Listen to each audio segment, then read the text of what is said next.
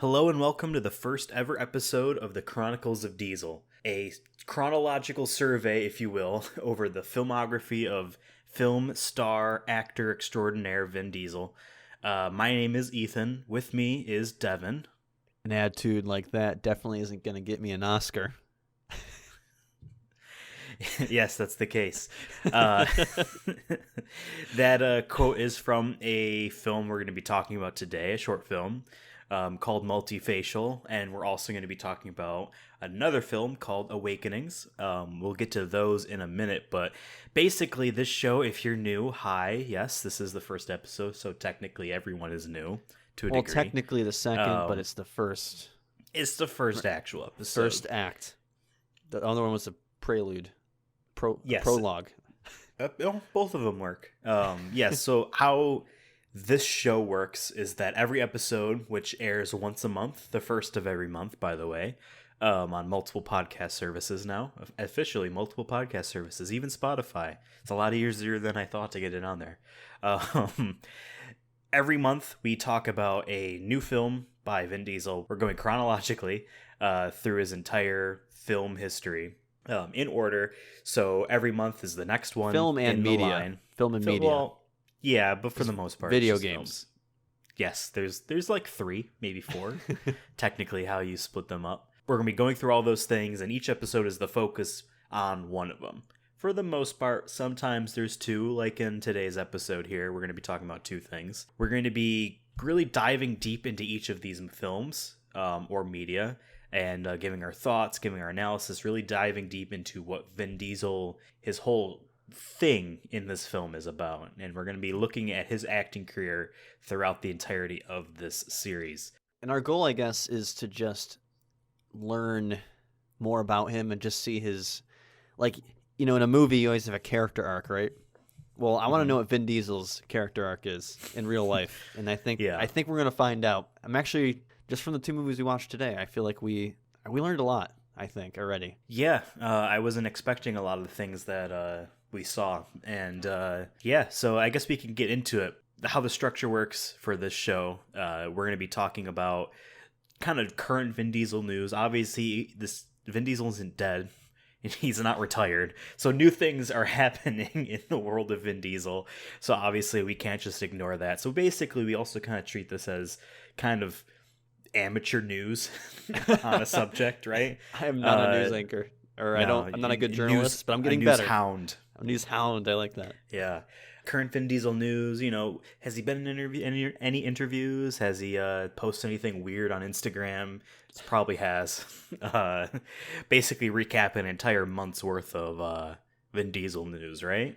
Mm-hmm. Then we jump into kind of his history that we can discern from research online around the time of the film that we're going to be talking about. Then we go into the film, kind of give our film thoughts, our Vin Diesel thoughts. Maybe we'll rank them, who knows? And then we tell you what we're going to watch next month.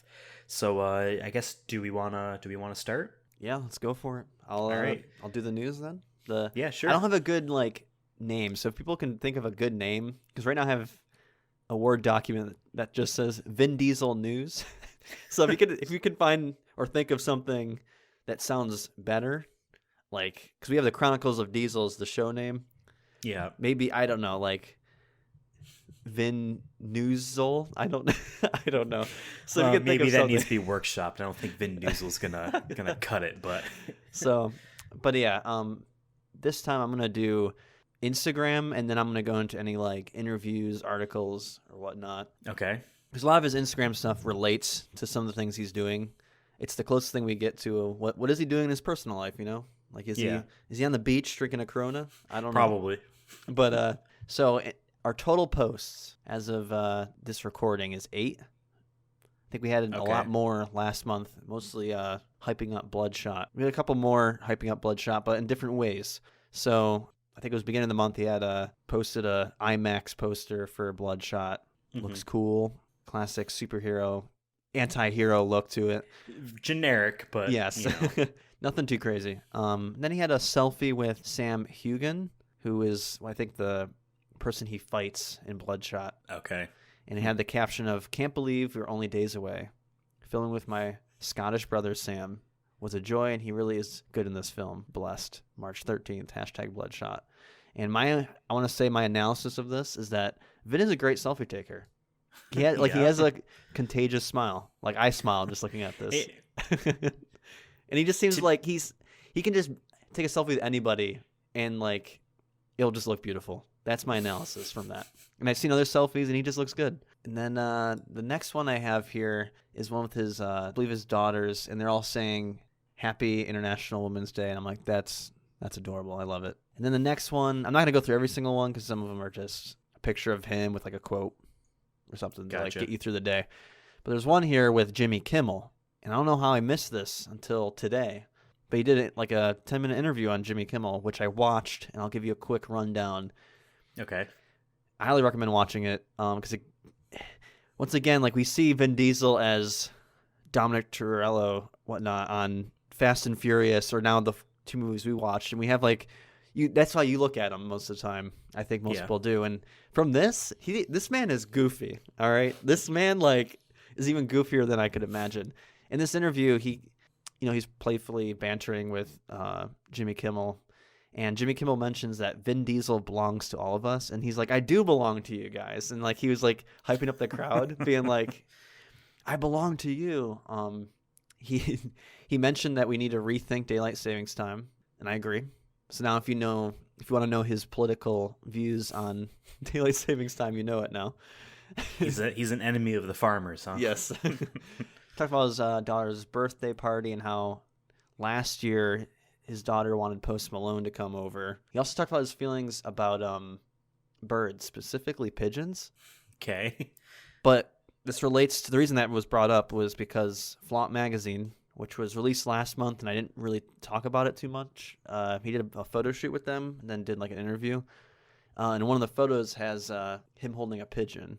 And then another one with the pigeon like on his back and whatnot. So he did a couple photos with pigeons. And he said in the interview that Marlon Brando liked pigeons. And this is going to tie in later. But I'm going to say that Marlon Brando, I think, is one of his favorite actors. And I think he really looks up to him. Just my analysis here. Yeah. So I think, and he said now he like really looks, he looks at birds now. He's like really interested in pigeons, especially since I think he's from New York, right? So a lot of pigeons there. So you mentioned that. It was very interesting. I wanted one time when I was in New York City, watch 2 pigeons have sex. I didn't know how it worked, but then I knew. Yeah, he talked about some members added to F9. And then Jimmy Kimmel asked, well, what do you think about the movie being released on Friday the 13th? And oddly enough, Vin Diesel said that that's a great day to open because he thinks any of that like negative, like usually like negative things like a black cat, black cat walks by, it's, that's seen as a negative thing. He seems like the guy who just takes that as like, no, that's a good thing. It means you have good fortune. Well, there was no good fortune. Yeah, so no, he seemed pretty positive about it, and I'm like, that's cool. He talked about his relationship with Michael Caine. I thought that was really cool. He mentioned here, one note I wrote was Michael Caine would take his kids to dinner while filming in London for one of the Fast movies. Interesting. Like, that's the kind of relationship they have. They said they go out to eat all the time and stuff. So I'm like, I never knew that. Huh. Michael Caine. And he's a really old guy. So yes. You never would think, I guess, with their age gap. But I guess that's Hollywood, baby. So, but yeah, I highly recommend listening or at least watching this interview. It's on YouTube. Just look it up. Jimmy Kimmel, Vin Diesel. So yeah, going back to the Flaunt article, so yeah, the bird thing. But in that article, he talks about toxic masculinity and kind of the stigma that's pushed towards him of being like macho man, action hero kind of person. And like, yeah, he does do like movies like that, but he talks about how like that really isn't him at all. You know what I mean? Like he isn't that man. I think in our first episode we talked about that, how like we didn't really know too much about him besides from Fast and Furious, and we would assume he's like, oh, I'm a football player kind of big guy, and like that's right. Totally ignorant of us to think that. And I think a lot of people who don't know him probably think like that. And then you find out, he was involved with Dungeons and Dragons doing the 30th anniversary. He wrote a piece for them. The forward. Yeah. So like, in all these interviews I'm watching, he's pretty goofy. Like, he's a lot more goofier, more down to earth. Like, he definitely can have a beer with them kind of guy, but he also makes dad jokes. So I kind of dig this. I kind of dig this. What I guess is the real version of Vin Diesel that I think we often get confused from the Fast and Furious series. But he mentioned, I found this really interesting. Okay. His dream project, according to this article, is to make a trilogy about the Carthaginian general Hannibal Barca, which is from like 500, right. Like ancient Greece. He wants to make a trilogy. That's his dream project, is to make a trilogy about this man. I don't know too much about him. Has that general done anything? I'm a history major, and I didn't really hear about him. Person must speak to Vin Diesel in a way. I didn't do. You know what I mean? I saw on Wikipedia. I didn't do too much more, but maybe I can get back to you, because I want to, like, as a historian, I don't want to just vaguely look at something. I want to, like, fully in depth. So I think next month I'm going to come back with you with more. I'm going to give you a whole synopsis. Okay. Just so I can really understand this. But I found that interesting. That he doesn't want to just make a movie, a trilogy, and that's him directing. I don't think maybe he'll be in it. I don't know, but I know he definitely wants to direct it. And then he also mentioned in that same article, the reason that came up was Steven Spielberg telling him he should direct more, especially when he casted him in Saving Private Ryan, which we'll watch later on next couple months. Yeah. He mentioned that he should direct more, and then he says he's kind of, according to this article, I kind of got the hint from him, thinking that, like, he wished he does direct more, but also Fast and Furious. He has the money to probably bankroll a large portion of a film if he wanted to. But it seems like he's more of a producer right now. But who knows? I mean, maybe we'll get it. Directing is a lot harder. Well, I don't want to say directing and producing are different things. They're much different things. But directing seems like you need to have a lot more talent in it than producing is kind of more like know-how and stuff.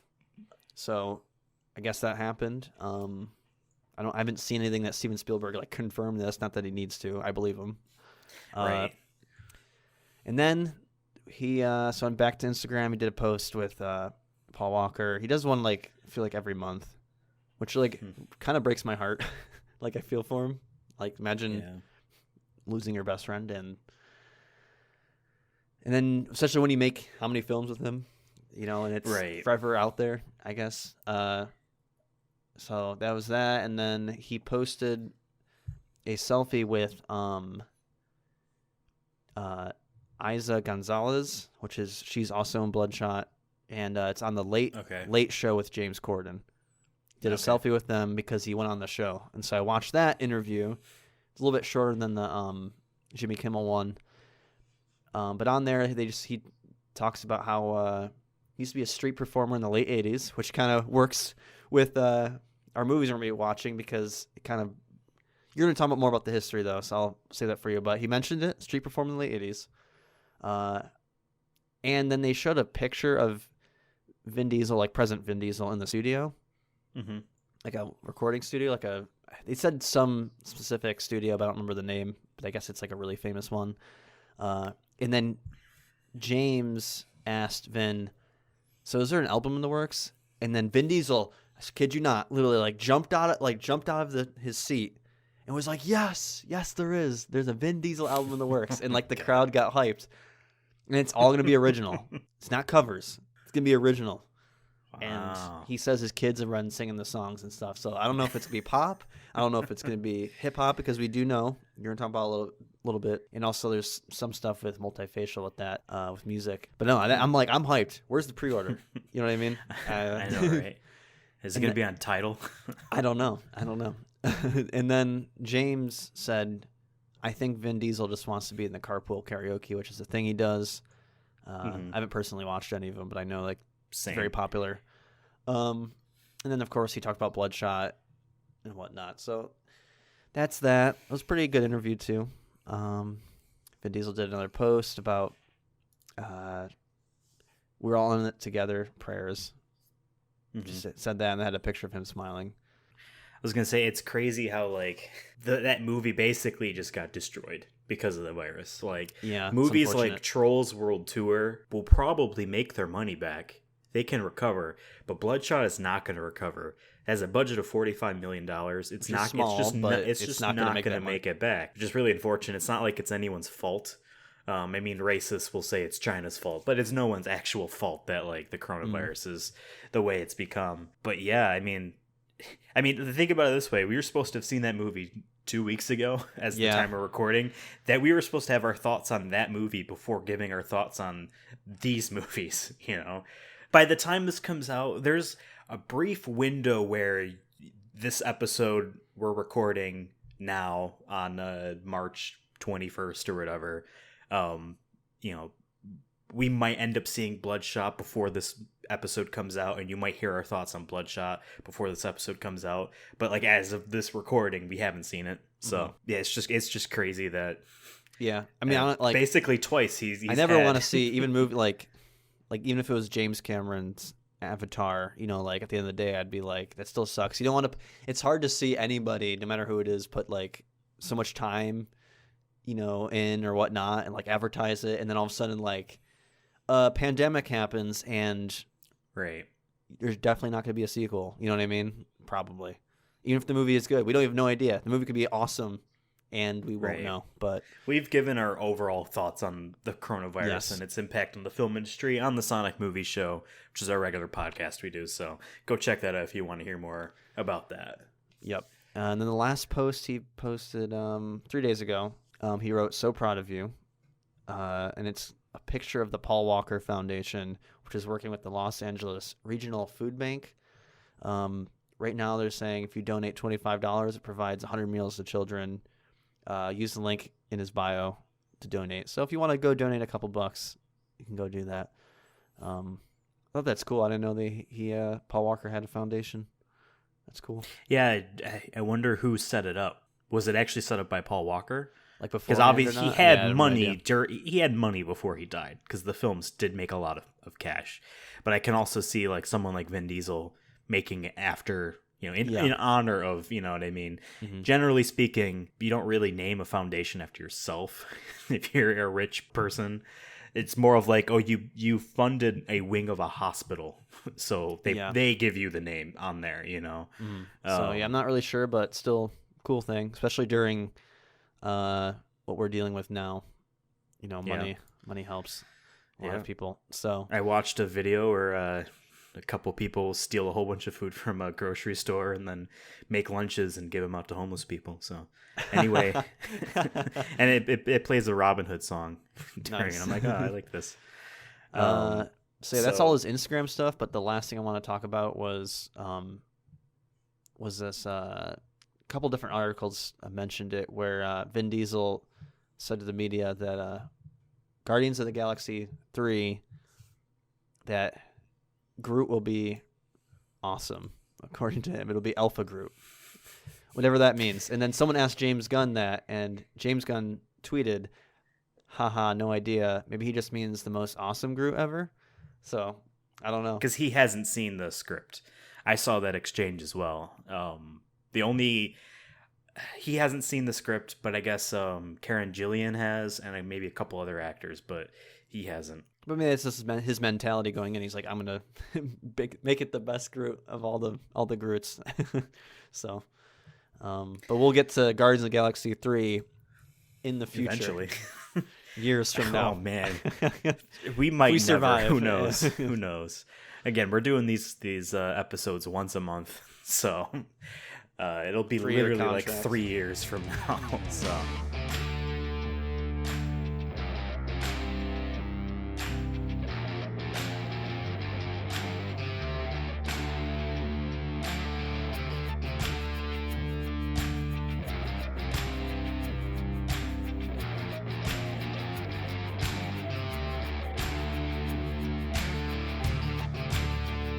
But so now's about the time where we jump into the main topic, which is the film of the month. And I always want to start this off by talking about kind of like his history and stuff he's been doing around the filming and production of this film. Obviously, this first film that he was in was called Awakenings, released in 1990. We don't have too much about him because it's not like he was getting interviews at that time. He is an extra in the film, so it's not like he's one of the stars. It's not like he's Robin Williams in this film or whatnot. So we don't have a whole lot to go on. But basically, this was obviously during the era of Vin Diesel where you are an actor and you're getting auditions and you're trying to make a name for yourself. You know, you're in a lot of extra work. I'm actually surprised he was an extra in only one film and not in a whole bunch more. Yeah, he would have been around our age too at this time because Awake or Multifacial, he was 28. So okay, then so he's he was 23 at the time. 23, 24, yeah. Yeah. You brought up the breakdancing thing, but yeah, in the 80s, so before Multifacial, he was a bouncer at a club, and he did that so that he could basically get into the club. I don't know if it was for free or for cheap, but he really liked to dance. That's how he spent his free time, was dancing. And yeah, he was in a breakdancing tutorial video way back when as a kid with like a full head of hair. He had to be like doing this 18, extremely boring and that video. slow breakdance. Yeah, he was a kid. He wasn't ripped. Yeah. No. And yeah, he would get in trouble as a bouncer because he would be dancing when he was supposed to be standing outside. So yeah, that's kind of one of his passions, and it kind of leads back into what you were mentioning earlier about his like potential album. Who knows? I feel like Vin Diesel is someone that would just say, yes, I want to do this, therefore I'm doing it, even though it was kind of just brought to attention. Who knows? But it kind of feeds the into way that he whole said thing. it made it seem like he already had songs made, like demos at least. So I don't know. But I mean, yeah. So let's talk about Awakenings, a 1990 film starring Robin Williams and Robert De Niro. It was directed by Penny Marshall. Awakenings had a budget of $29 million, and it made $52.1 million. So it made its money back. This was an Academy Award nominated film. Obviously not for Vin Diesel, but it was nominated for a bunch of awards. It didn't win any of them though. And so I mean, yeah, let's just jump in, and we're going to talk through the plot. This is obviously spoilers on both Awakenings that we're going to talk about now, and also Multifacial, which we'll talk about later in the episode. So obviously, if you didn't see this film and you still wanted to before hearing us talk about it and spoil it, pause the episode, go give it a watch. It's on CBS All Access and for rent on a few different services. We open up, we have a bunch of kids walking around outside in the cold, and one of them scribes his name, Leonard, in a bench. This is back when people had knives. Yeah. Like kids, like 8-year-old kids. Like you couldn't rob a kid. This was like the 30s or 40s. I forgot what the date popped up. I wish we lived in that. an era where we could have knives, like, and it wasn't seen as like, oh, you're a serial killer. Like, no, like everyone just had a knife back then. That's cool as fuck. Yeah. You'll see he writes his name on there like all perfect too. It was pretty not good. done by that kid. We cut to the same kid, Leonard, writing cursive his name in chalk at home, kind of practicing his cursive. We're then in school as he struggles to write notes. His teacher notices this, and we get a shot where we see everyone's report card she's writing in, and he's mostly straight A's. He's a straight A student, so why is he having trouble writing notes? We then cut back to his house. His friends stop by and they want to hang out, but his mom says he's sick, and we see the shot of his hand shaking.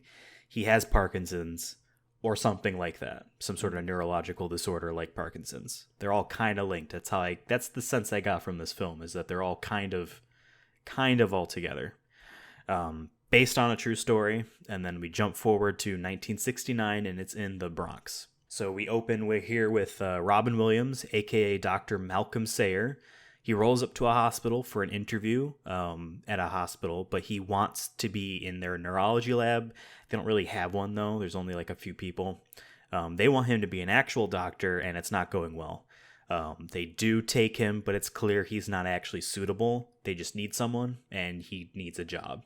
I was going to say that why is it in all these movies where someone's getting a job, it's always like well, you're not the right fit, but we're still going to hire you anyways. That never happens, I feel like, now.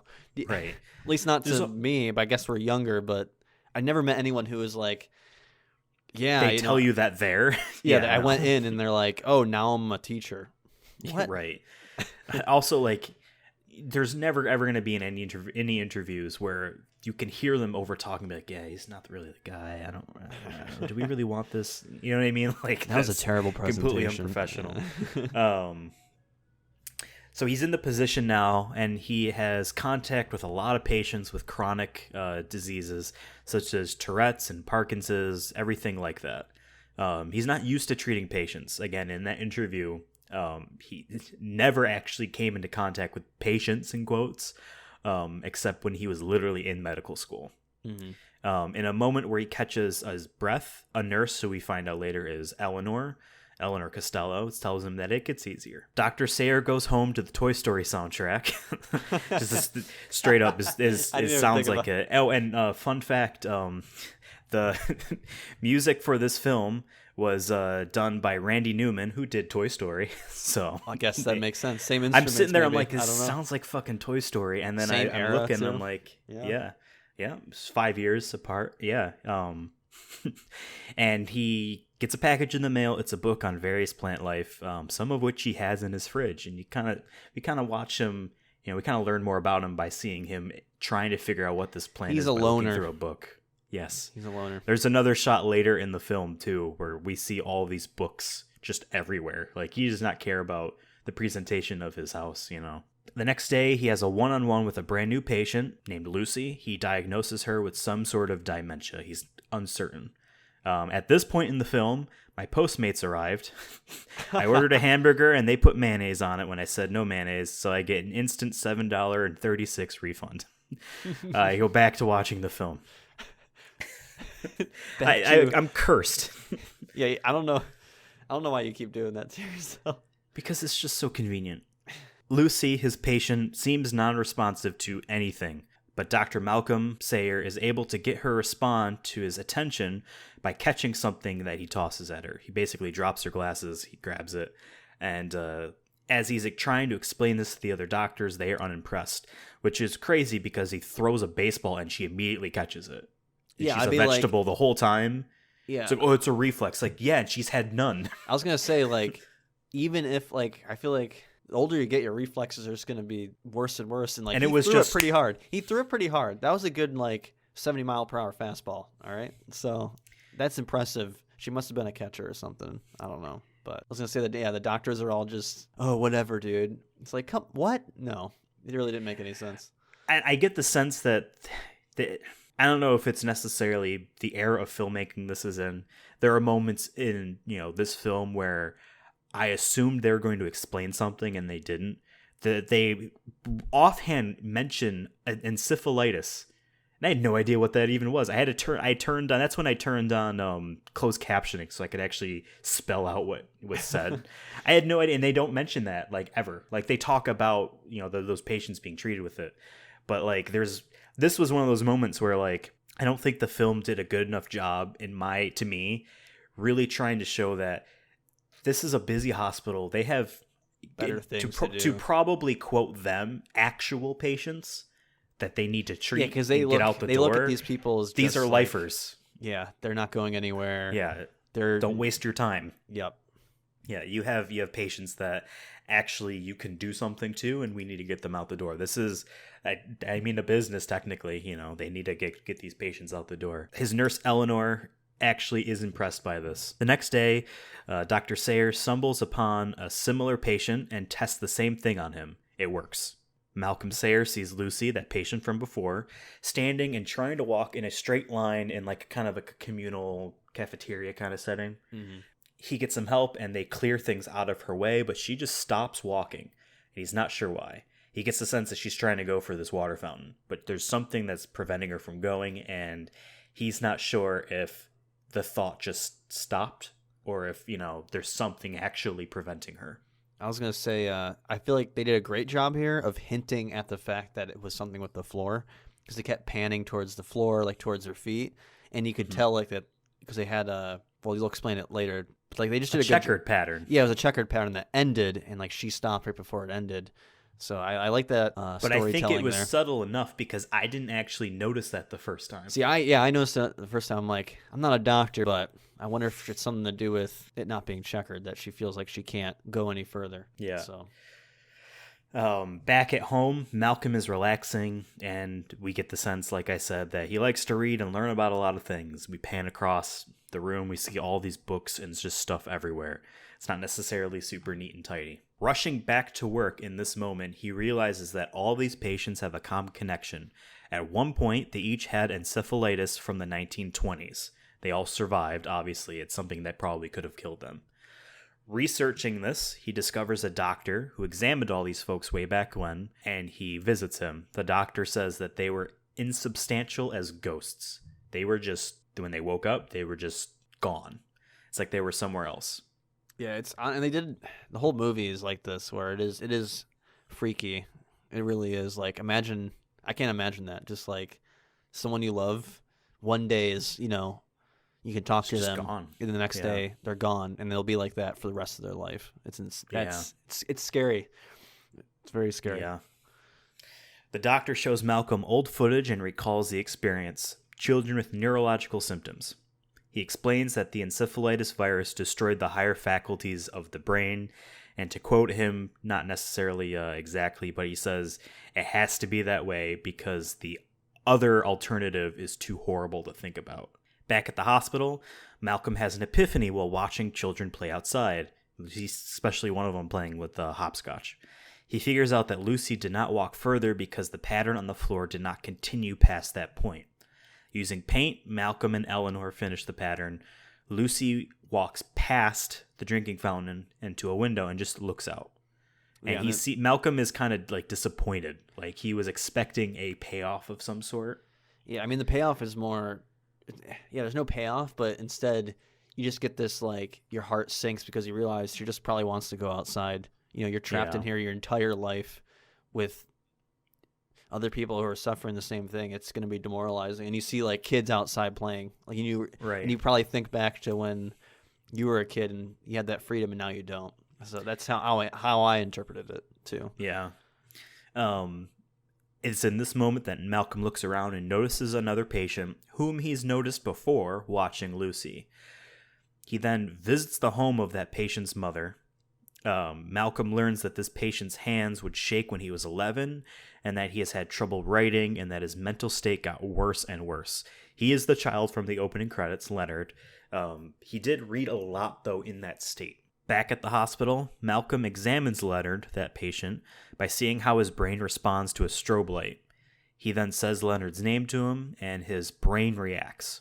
Dr. Malcolm Sayer finds all of the hospital's patients that are like Lucy and Leonard and is able to find that all of them have the reaction to catching something tossed their way. He even gets them to interact with one another by tossing a ball to one another. It's like, this is like the big, like, okay, now we're getting like the ball rolling kind of part. Yeah, I was going to say, this is like 30 minutes in. It was very slow in the beginning, and then all of a sudden it picks up real quick. Like, again, I'm not sure if this is definitely filmmaking from this era, but there's a part in the movie that's halfway through where I'm like, the movie's done, right? Because it felt like we were just in the third act. It felt like the third act just ended, But this is when the ball really starts to get working. I said like his brain reacts to him saying that name, and there's a cool moment where he's showing this to other doctors that are on lunch, and they're looking over like, yep, there's nothing going on here, nothing. Oh, what's this is nothing. What is that? That's him reacting to the strobe. And Robin Williams' character says no. He points at the straight line, essentially, and says, that's the strobe. This is me saying his name. And that's when they start to realize, what does this mean? This isn't, these aren't vegetables. And I like his strut, by the way. That is a medical flex right there. He's walking by and he's like, shit. Smarter than you. Yeah, he's like, I got you. I win. I love that scene. Getting the help of multiple nurses, Malcolm tries experiments and finds reactions from the patients. Soothing music is played, a nurse reads Moby Dick, and some of the nurses all share ways that they find that they can get reactions from the different patients. We learn that it's all unique to each person, even literally the music. Anthony, one of the aides, Literally says, like, I have to play this specific music to get him to eat. Otherwise, he doesn't. And we're trying to find out this guy's music, and eventually he does find it.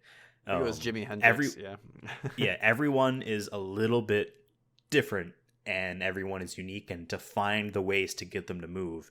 And one of them, I believe it's Eleanor, mentions that if you just walk with this person, they will go wherever you go. But otherwise, they will stand still and do absolutely nothing. So back to Leonard. Malcolm tries a Ouija board. He wants Leonard to like spell his name out, to like acknowledge that, like, because he knows Leonard always was writing his name. He thinks this is the connection he can get. Have you spell your name with the Ouija board. But Leonard does not spell his name like Malcolm expects, but instead spells, and I'll spell it all out, RILKESPANTHERILIKES. Noticing the word panther and the name Rilks, RILKES. Yeah, it was a German name. Yeah. Malcolm finds a collection of poems by Rainer Rilks. I should have written down the poem, but he reads the poem about the caged panther. He's caged in, but he's staring out. And he realizes in this moment that Leonard is very lucid about his situation. He's like, he knows he's trapped. Yeah, and that goes back to see outside the window. And that goes back to like that other scene where forgot the character's name. She's looking Lucy. She's looking out the window, through a cage practically. And we'll talk about it at the end of the. This is a theme of the movie. Yeah, we'll talk about this at the end of the discussion. This is a very popular trope in like mental illness asylum films. Yeah. So. Malcolm goes to a seminar. This is like a weird kind of just cut too, but Malcolm goes to a seminar about a new Parkinson's drug called L-Dopa and asks the chemist/presenter if a Parkinson's patient with all of the symptoms taken to their absolute most extreme would look like a statue, and if L-Dopa would help a person in that state. He doesn't really get any sort of like help in this. No. Little fact about L-Dopa. Robin Williams, who died in 2014 to what we assumed was a suicide, was using L-Dopa to treat his Parkinson's he was using L-Dopa. See, like this whole movie I was having that, like I didn't watch enough Robin Williams films growing up as a lot of other people have, because I know he did a lot of comedies, like family comedies and stuff, but and like so like his death didn't really impact me like too much compared to other people, but like still watching this knowing that fact just made it even especially to mental illness. This whole movie's about mental illness, and it just makes it so much worse. What killed me at the end of the movie, Robin Williams has this monologue in front of this group of people, and he's talking about not giving up, always having hope, and not like forgetting about the joys of life and living and the people around you. And it's almost like he needed to have been told that 5 years ago, 6 years ago. Yeah. It sucks. It sucks. It really does suck. That's your fun fact about L-Dopa. Jesus. Sorry. Wait, yeah. I mean, that is, I guess, thanks for bringing that up, because that is, I guess, sadly interesting.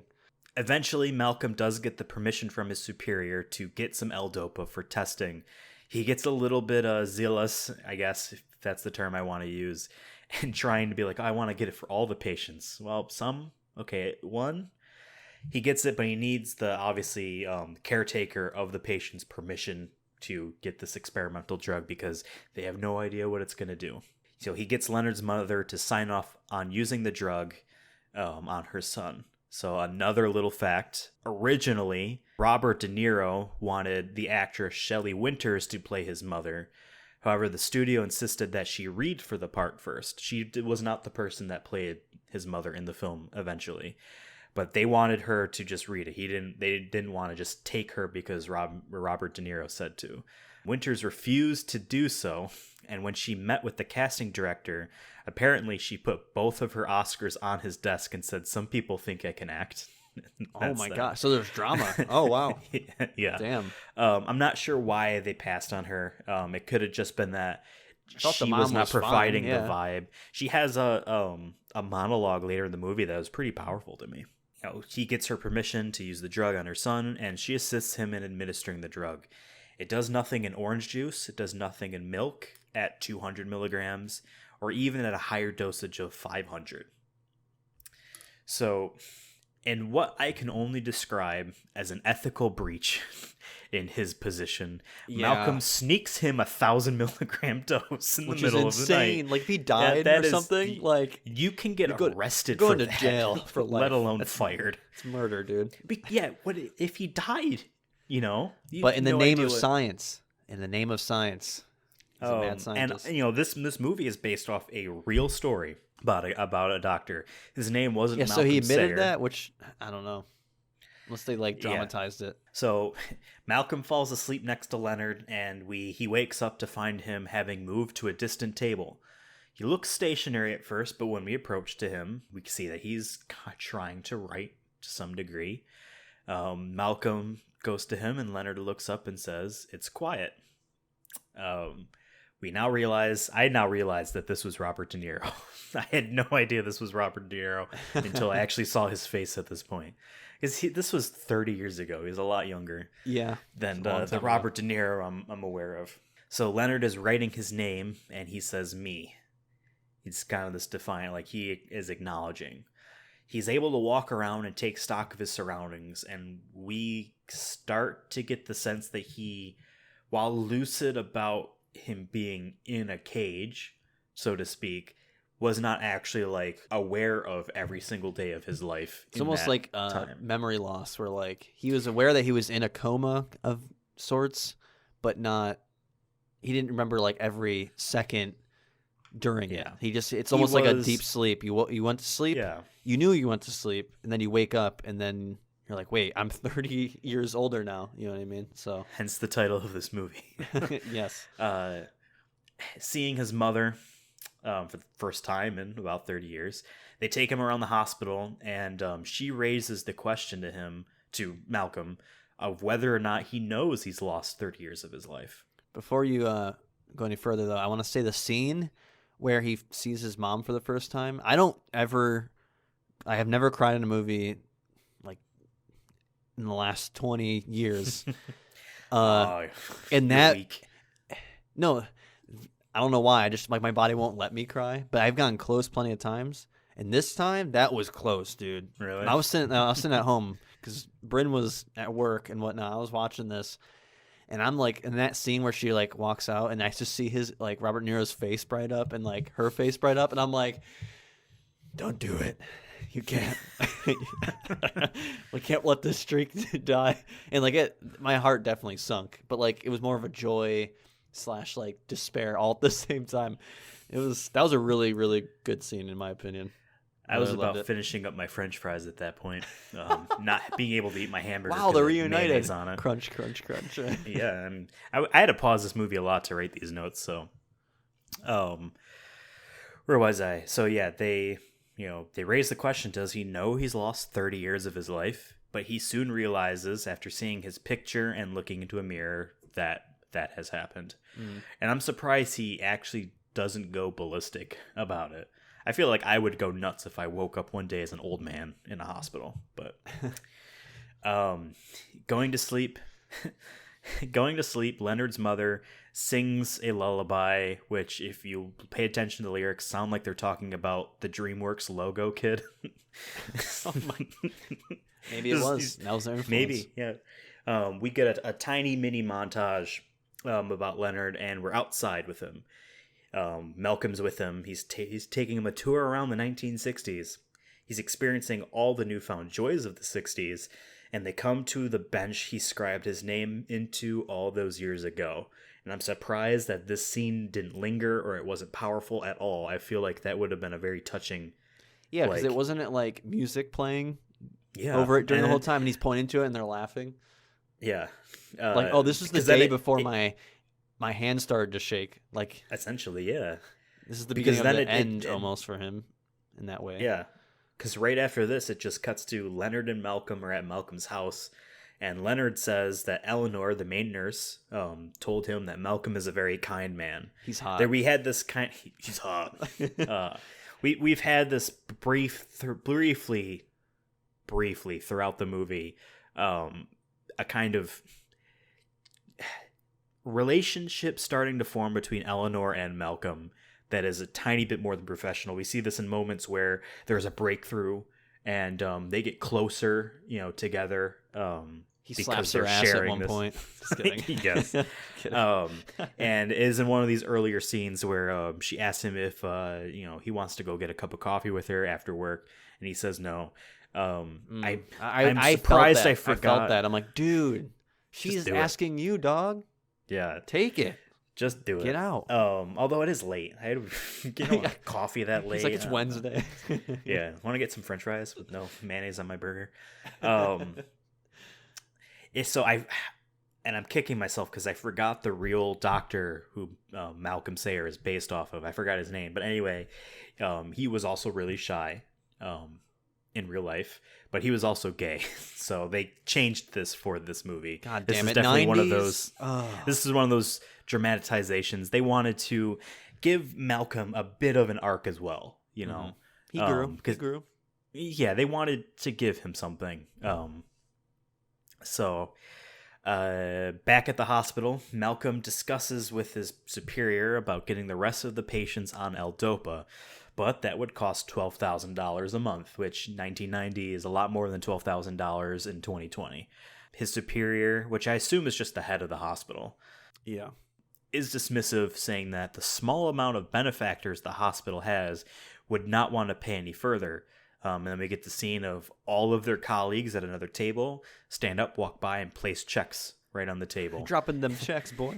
And one of them is a nurse we've seen a couple times for a comedic kind of role, who's just as sick of this shit. Is very hesitant. She's regretting placing that check on the table. She was obviously convinced into doing so. Peer pressure. So spend thousands of dollars out of your paycheck. They're clearly making bank then, for real. Yeah, I mean. Imagine if your work was like, hey, do you have like $2,000 for your job to make your job better? Would you do it? No. Yeah, no. Exactly. That's passion right there. We immediately cut to Malcolm explaining Leonard's case to all of the benefactors. He's talking very scientifically about his disorder and everything that they've discerned from him until they gave him L-Dopa, and then we see a footage of Leonard saying, like, I'm back. This works. Obviously, everyone in that room brings out their pocketbooks. Rich AF. And so, bougie. The hospital has some liquidation now that they can spend on L-Dopa, and they give it to everyone, and it works. The movie is only halfway over, yet to me it feels like it's concluded. I thought at that point there was I'm like, okay, there's maybe like 25 minutes left. You know what I mean? Granted, I was pausing it a lot to write these notes, so I knew where I was all the time in the film. But this whole last, segment really felt like the third act. It really did feel like we're banding together and we did it and we succeeded. But this is based off a true story. And there is history to this that does not end as exciting as this halfway mark, so that we need to talk about the rest of the film. So, we're treated to multiple scenes of patients being reunited with loved ones, and collectively they all are going to take a trip. As they all get on a bus, Leonard stays behind because he wants to see a woman at the hospital he's noticed a few times, and he does end up striking a conversation with her. Malcolm takes the group to a stupid garden. We went there on lunch once, and the group finds it extremely boring. They want to go somewhere else. Where do they want to go? We'll ask them, They go to this old-fashioned big band playing dance hall. Almost like a speakeasy, yeah. The most stereotypical big band song ever. It's all cute. It's all cute. And a patient even gets Malcolm, who is not very good with people, to dance with her. Back at the hospital, amid conversation with Paula, the woman Leonard met, Leonard learns that her father is there at the hospital because of a stroke, and he tells her that he receives medication because without it, he would be like her father. And he tells her as she's leaving that he does know you visit. She was having this big dilemma, is it even worth it to come here? Obviously, I want to see my father, but, does he even know that I'm here? Does he even know that he's here? And Leonard is there to reassure her that, yes, he knows. He might not know he knows, but he knows. Paula later visits Leonard at the hospital when there's other people around, and that makes Leonard's mom very upset, which I found like a little dumb for this movie to like try to introduce this aspect of drama that like literally went nowhere. I'm not sure if this really did happen in real life, but like in this actual story, but it was just a weird thing to include. Leonard calls Malcolm in the middle of the night and says that the matter is important. Malcolm is concerned and he drives all the way to the hospital, halfway dressed. Even when he's in the hospital, he's still got his shirt like halfway untucked, to talk to Leonard. Leonard exclaims that the people of the world have forgotten to know what it's like to be alive, to know what they have and what they can lose. He was so enamored with that he was talking and talking and talking until like 5 a.m. I assume that maybe it was like 2 or 3 when he called. I didn't see the clock. I think it was like 2 or 3 o'clock. Yeah, but I was gonna say that scene. I mean, I liked it. It was. I kind of agree with him that I feel like some people we take things for granted all the time, every single day. I mean, and it kind of relates to now with like the coronavirus and everything, and how like all of a sudden our whole lives are changing. We can't go to the movies. We can't. Those small things that we take for granted. Yeah. So I thought that was a good moment, and it definitely resonated more, I think, now than it would have been if we weren't in the middle of a pandemic. So, but Leonard is able to leave the hospital at any time. Leonard wants to be able to leave the hospital at any time and not have an aide with him. He wants to have the freedom to enjoy a simple walk. He wants to just decide where he's going in the moment. He doesn't want to have a path defined to him. But it is denied. He realizes that the normal people in this hospital still don't understand what it's like to be him, to be that panther in the cage for so long and still be told you don't get to leave. The other patients, he tells this to them and he doesn't really take it well. He's starting to gain a twitch, sort of I was gonna say in that board meeting, he's like his hands playing with his like eyebrow or ear or whatnot, like it's constantly moving, and then it gets like dramatically it gets worse and worse and worse. Having whipped the other patients into a frenzy that they don't understand, they go on a hunger strike apparently, and the head doctor, which is Malcolm's superior, is taking matters seriously and treating this as a potentially violent matter. He tells Malcolm just because Leonard knows what he is doing and knows what he is like on hunger strike for, the other patients don't. They're just doing it because they're following along. They have no idea why they're striking. So this is serious. Leonard is regressing. The drug no longer works to its fullest, and it's working less and less and less. And he rejects everything and everyone, and Malcolm is unable to get Leonard to come to reason and calm down. The drug just isn't working anymore.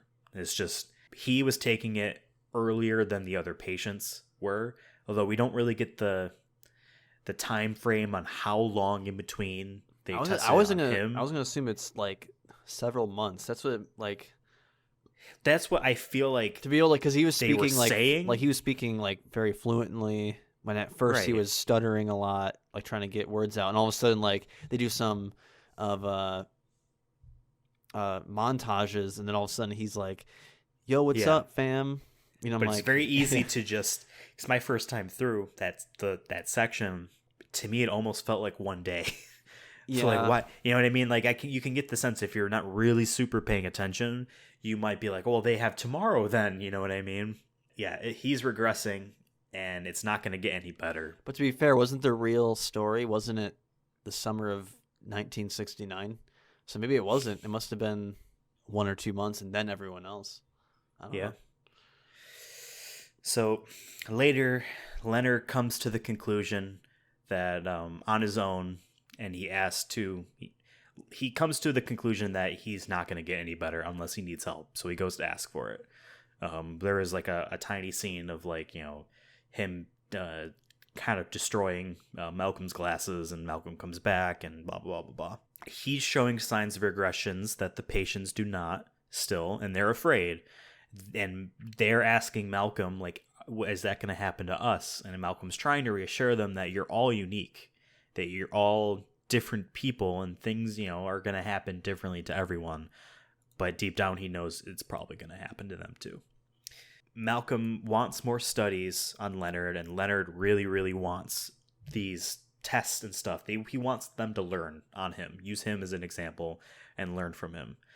Leonard is getting worse and worse and worse, but he's not giving up. He has Malcolm film him at various parts when he has episodes of, it really seizing up, to the point where if you did not have Leonard on film saying, no, keep rolling, it would seem unethical that the doctor would be filming and not helping him. Yeah. You know what I mean? Especially I think that one part there where like he's literally like almost on the ground, just essentially. Like almost having a seizure, it looked like. Yeah, he's just seized up. He's like, no, keep filming, learn, that was probably a lifesaver for Malcolm, because if he didn't have consent to not help him, Yeah.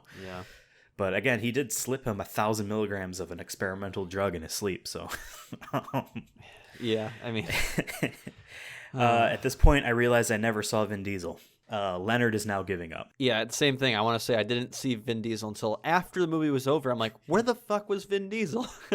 So yeah. I had to go back, but yeah, keep going. We'll talk about him after the whole recap, because it's not like he's socketed into any real thing. Leonard's mother has a great monologue where she says that when he was born perfectly healthy, she never asked why. But when he got sick, you're damn right she asked why. Why could it happen to her? Why would it happen to her? That was a very good scene. Paula meets Leonard and is able to make his symptomatic tics go away for that one moment, but when she leaves, it's gone. It's kind of tied to, not necessarily his emotional state, but like a part of his brain was able to not focus on it and focus on someone else. Just relax. And it was able to, yeah. Malcolm watches a tape of when Leonard was well, and Eleanor, the nurse, is there. And it's all just sad, because they know there's really nothing they can do. Malcolm has a monologue in front of that group of people, those benefactors from before, about how everyone has regressed and no one knows why. He said we can blame it on the science. We could just blame it on ourselves. We can blame it on the fact that it was an experimental drug, but the truth is we just don't know why. But the message of Leonard gave to them is to hold on to the simplest things. If you forget those, it's almost as if you're wasting your life. Maybe someone should have shown that scene to Robin Williams later in his life, because I guess he really did suffer from a lot of depression, feeling like he was worthless, which is just crazy to think that. I mean, but that's how someone it is like some him. Of these, well, people who always sometimes talk about mental illness a lot, or have been in things that you wouldn't think they were suffering, are those are the ones who are suffering the most. I think there's a lot of people who just don't bring it up. You know what I mean? Yeah. We talked about Anthony Bourdain on a previous episode of Sonic Movie Show, and that was him. He had depression and he committed suicide, and you would never think that from him. Robin Williams was known as like this. Like besides this role, I would say that's why I liked this movie. I think was because of Robin Williams. He did a great job. Just overall, when we think of Robin Williams, you do think of this happy, like uncle, but like slapstick humor mixed with just fun. He was not someone you would ever hate. Yeah, there's no way you can really hate this man. Then you find out that he was severely depressed and suffering, and no one knew. Yeah. So, the movie ends. Malcolm and Eleanor have a connection, and we end with text on the screen saying that as new treatments and drugs became available, the patients did have their awakenings again, but never as lucid as the one depicted in the film. And that the doctor, as of the release in 1990, is still in the Bronx and is still treating patients with neurological disorders. I never saw Vin Diesel. So let me just kick you some extra facts before we actually talk about our thoughts on the film overall. At one point in the film, Robin Williams accidentally broke De Niro's nose, but really? Robert De Niro said that he had his nose broken previously in life in the opposite direction, and that Robin Williams actually fixed it by breaking it back in the other way. I wonder when. Maybe it was a joking aside, but I wonder at what point that was in the filming. Like, I want to know. Like, can we go back and watch to see when his nose was pre-broken? And then it was. I mean, obviously, films aren't necessarily shot linearly. Yeah, that's what I'm wondering. Like, I just want to know if we could tell. It's a scene. It actually might be close to the scene with Vin Diesel, where Robin Williams is like opening up a door or something, and he elbows De Niro across the face, not in the show, not in the movie, but like in the scene that they were taking. Is actually even a little bit more topical to what you had said earlier in the episode and what we're going to talk about later in the episode. But at one point, this was a film that Steven Spielberg considered directing before passing it on to our director, Penny Marshall. That's crazy. How does Hollywood work like this all the time? I feel like once you get in, like everything ties in together. You'll work with someone that you'll wind up working with 40 years later, and you'll be like, wait, weren't you in blah, blah, blah? Yeah, I was in that. Huh. That's crazy. The time he spent on the project did yield one useful outcome for him. Steven Zaillian's script took several short chapters, each about different patients, and put them together into a linear whole. This brought Zaillian to Spielberg's attention, and he offered Zaillian, I don't know if I'm pronouncing it right, the similar task of adapting Schindler's List, which ended up winning Oscars for both of them. Wow. So this actually did get him, it's crazy how in a way this is crazy how that another works. One of the best films of all time. Oh my gosh, that's insane, yo. Right. At one point, and this was never put into motion, but at one point the character of Leonard was considered to be played by Bill Murray, but Penny Marshall didn't want people to think this is a comedy. Because having Robin Williams and Bill Murray, it's like, okay, everyone here is a funny guy, And our last thing for you. In the scene where all the patients are all awake, one of the nurses, not Nurse Costello, who is sleeping in the office, who is Eleanor. This one I stole directly off of IMDb. Charges through the door into Dr. Sayer's office where Eleanor and himself are asleep, and she calls to them and she says, "Dr. Sayer," and he jumps up and he says, "What is it?" Whereupon she says, "It's a fucking miracle." However, in recent years, almost all screenings of the film delete the word fucking and just leave "it's a miracle." So I wonder how they ADR it out. Do they just they probably ask her, "Hey, can you say this again?" Yeah, or just cut it. Because obviously lots of films, when you're filming them, you have them say the line, right? But oftentimes in post, you have them say something else over or the they thing. Come in and redo it because it didn't pick up well, or the timing was bad, or felt awkward. Exactly. If they can't refilm the scene and they just do a voiceover, you always try to make it look like blink and you miss it. It did look a little weird, but whatever. It happens a lot in movies where they ADR and stuff. So maybe they kind of cut out the word fucking and then pushed the word miracle forward and cut that extra millisecond off the end or something of film. Man, it's almost like this show. in a way. Some movie magic.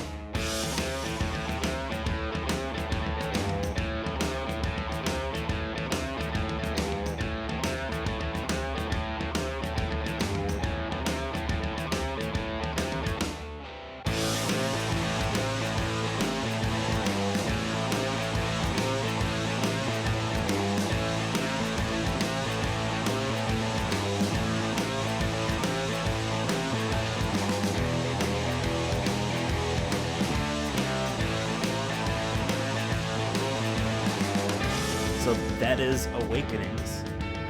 What did you think of the film? Honestly, there's some movies I'll watch by myself and I'll look at my phone, right? I think I looked at my phone once just to see what time it was, because I knew Bryn was coming home at 1. I'm like, okay, it's 12:30. I'm like, I think I'll finish this movie before she gets home. And that's the only time I looked at it. I was enthralled by this film, but I think a lot of it had to do with my passion or interest in this subject, because a lot of people, I think but in college, I'm a history major, but in college, I had to write a senior thesis, 26-page paper I wrote about mental illness and its representation in post-World War II film. So from the 50s to the 60s, early 60s, I did my whole senior thesis on how mental illness was represented in movies like Psycho, The Snake Pit, some Twilight Zone episodes. So once I found out what this was about, I'm like, okay, this is my thing, because I had to write a whole paper on it. I'm not saying it was a great paper. I'm not saying I discovered anything new, but I did learn a lot from that, and I see a lot of similarities in just from that time period. because after World War II, you had mental health became more of on the forefront in terms of people's minds. Like people, most of the time, you just like people understood it better. Yes, maybe not understood it, but just more awareness was brought to it, especially after World War II with like post-traumatic stress disorder. Even though it wasn't called that then, but a lot of people had mental illnesses from that. And also, people went through the Great Depression, so that caused a lot of mental illnesses through like depression and whatnot. In all these films that I watched then, I still see tropes in that are still in present films. When I mean present, I mean like 80s onward. Even to today, with movie Split there, I haven't seen it, but from what I've read, that it has a lot of multi-personality disorder tropes that they show in movies where they almost demonize it. That's probably the biggest problem. Not saying it's bad or good, but part of our society is we still have a problem with mental illness and how to deal with it. A lot of people do demonize it, especially if you have multi-personality. Oh, they can be nice one day, now they can be a serial killer the next. That kind of attitude. And I want to say that this movie, I think, has some of those tropes, especially with, like I said earlier, like everyone's trapped in a cage. It's basically jail for mentally ill people, and their crime is being mentally ill. And that's not good, by the way. I don't agree with it personally. But this movie talks about that, and maybe not as the forefront, but it brings it up through how they shot certain scenes. Some of the dialogue that Leonard talks about, or that he mentions, he says how I can't go outside, like that's depressing. Like it's the simplest of things. Yeah, do you think it's denied to him? Like any of us can go out he's right a danger. now. Yeah, and I was gonna say that like that also adds more to your mental illness. Like imagine if you're just depressed, and then you get put into a place where everyone tells you there's something wrong with you, and then everyone else has maybe the same or worse issues than you. That only adds more to your mental illness. It doesn't help it in any way. I don't believe in locking people up for this kind of stuff, but I feel like this movie talks about that time period, late 1960s, which was close to where my research was done. So I did like it. I will say that they humanized them a lot more, especially Robert De Niro, I think, did a fantastic job of acting. I mean, acting, but like straight up.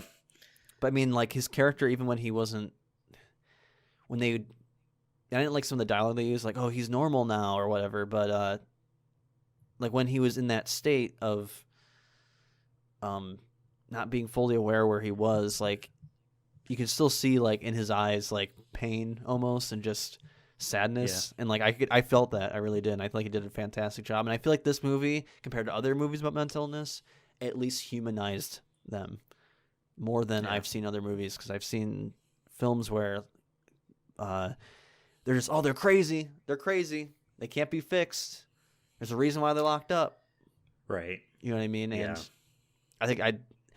I think now, after watching, like, I'm surprised I didn't know about this movie prior. Like, how have I not have seen this movie, especially with all the crazy trivia that you you just gave me. And I remember you texted me before I watched it saying good luck. I thought you were saying good luck in the sense like this movie's bad. I didn't even look who was in it, to be honest. I just like plugged it in. I'm like, oh, Robin Williams is in this. Okay, maybe it'll be good. And I'm like, why did he say, like, is it bad? And then as I'm going through it, I'm like, no, Ethan said good luck emotionally, because that maybe you didn't, but that's how I'm glad you interpreted it like that. I said good luck because I didn't see Vin Diesel in it at all. Oh, so I didn't want to tell you that. Good luck spotting the needle in the haystack. I didn't see Vin Diesel in it, but no, this might be one of my favorite movies, especially about mental illness. At least interesting. It might be. I don't know. It might be. I don't have a top 100 like written down anywhere, but I'm gonna throw it in there. I don't know where it goes. Okay. But I had this was a good movie, and I think more people should see it. De Niro and Robin Williams did a very good job. They were like really the only actual named actors. There are plenty of people in that film that were in other films. Well, Mel, I can never say his name correctly. I don't remember either. Mel, but Nichols. I'm not even gonna try. I'm sorry, dude. He's been in films with Robin Williams since then as well, and I think even De Niro. But yeah, I mean, I liked the film a lot. I knew nothing about it going in. I kind of wanted to keep it that way. I also didn't really expect much of the film. I knew we were going to be doing it for this project, It was never a film I was going to seek out by any means, but I actually really did like it. Like I mentioned earlier, I feel like it had a weird pacing issue where it almost feels like it's two movies, where the first arc is the first half of the movie is Malcolm's arc of, figuring this out and solving an issue, and the second arc is, how Leonard is treating the way he is being treated and coming to the conclusion that he is going to go back to the way he was, and that's it. There's the great message of you hold on to the simplest things, the little things, because if you don't, look at those, then what's your life? And his life, you could argue, was a month long at that moment. His life was on pause for 30 years. He got it back, and now it's gone again. You know what I mean? What did he do in those moments? So I actually did really like the film. It's not necessarily a film I would watch again or like recommend to anyone, but it's a film I'm glad I watched. It's a film that I would think actually said something important. Yeah. And like I said about Robin Williams, I'm listening to that ending monologue and I'm like, damn, this has a more emotional. It resonates better with the audience now, knowing that. So yeah, that's just it for me. Do we want to talk about this? Would, I guess, be the part in our episode where we talk about all Vin Diesel in the film, yeah. But for this specifically, it's he was an extra. He was in 2 scenes, to my knowledge. One scene where he is in the far back. You don't even actually get a good look at his face. For all we know, it honestly couldn't have been him. I don't know how they really know, because he was so far back in the foreground. Yeah.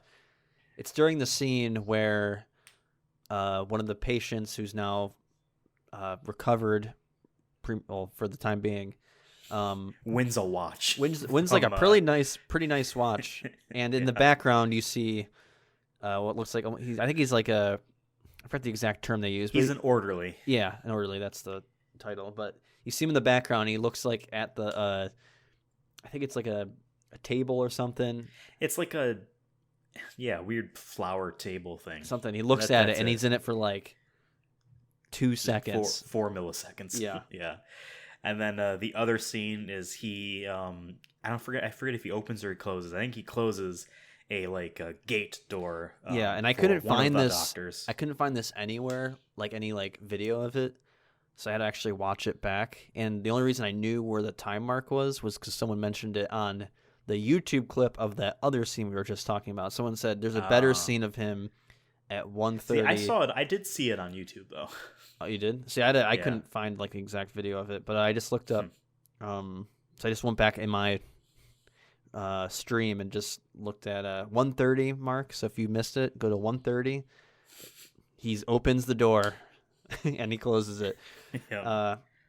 So I guess now's the time where we break down this, but there's really nothing to break down besides he opens a door. He's able to exist, he looks at a table. Scene, and he did a really good job at being an extra, because you're not supposed to actually focus on any of the extras. And we didn't find him. I didn't know he was there. Didn't find him. And then when he's opening that door, you see half his face. So once I saw it, I'm like, oh yeah, that's a young Vin Diesel. And I'm like, how did I miss that? I guess because it shows how good of an extra he is. So I'm gonna give him credit. Some people are like, oh, I didn't see him, so clearly it wasn't good. No, he does a great job. You're not supposed to be able to see the extra. They're just they're part of the background, Yeah. Yeah.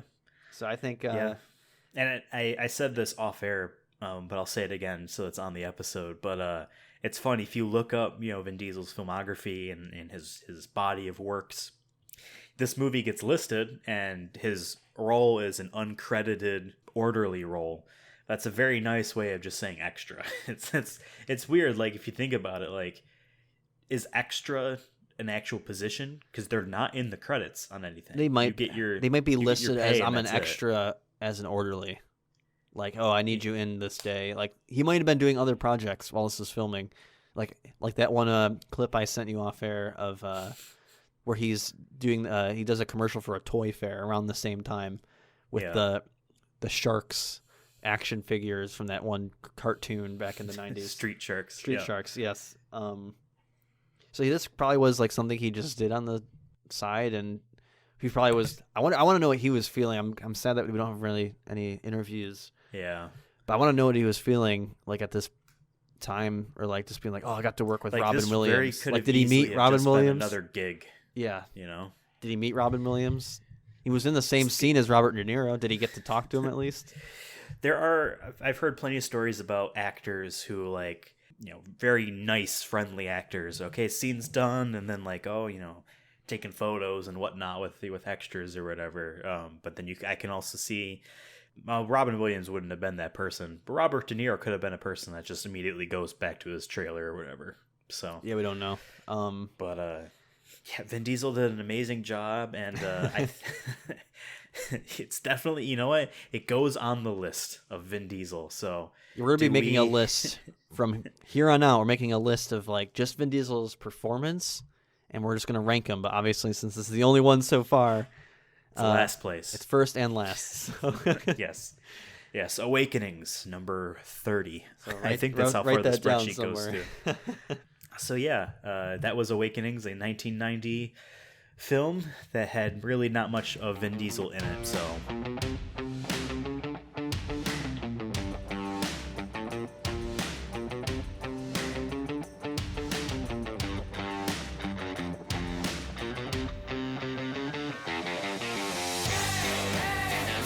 the other half of this episode is the first real Vin Diesel thing. A short film that he directed, produced, and starred in himself called Multifacial. This is only about 20 minutes, so it's a lot more digestible. And yeah, so we both, 95. I watched it, 1995, the year we were born. I watched it like this morning. Movie. This is our Vin movie, yo. Yeah, in a sense. I mean, at least we had this and not like The Pacifier or something. So hey, we don't know yet. We haven't seen it. It's true. I guess to be fair, that's true. I watched it this morning. You watched it, I believe, yesterday. Yes, I watched it after, like an hour after Awakenings, and that's the one me and my girlfriend watched together. So I'm really sad. I think she would have liked Awakenings more than Multifacial. I'm not saying Multifacial is bad, but I think we can talk about that later. But Multifacial is way more interesting to the purposes of this project podcast than Awakenings is. Wait, give me your just overall thoughts on Multifacial as a short film itself. You know, I haven't seen a whole lot of short films. Same. The only short films I can think of that I've seen, I think I've seen Tim Burton's first short film back in like film school. No, I don't think it was film school. It was a film class I took at the University of Rochester. I think we watched it because we had to make our own shorts, and I think they showed us a couple, but that's the only one I really remember because it was one of his like animations that he did. It wasn't like a Edward Scissorhands spin-off or something like that. It was like a animation that he did. So that's the only one I really remember. I'm trying to think of other shorts. I made my own short. I'm not going to plug it. Yeah, I haven't watched a whole lot of short films either. I don't even know it counts as a short anyways, but I'm sure there's a time marker. I was going to say, like, could 5 minutes be a short? I don't know. But no, I actually liked it. I am surprised. Actually, yes, because Apple, I believe, calls all of their commercials films. Oh, come on.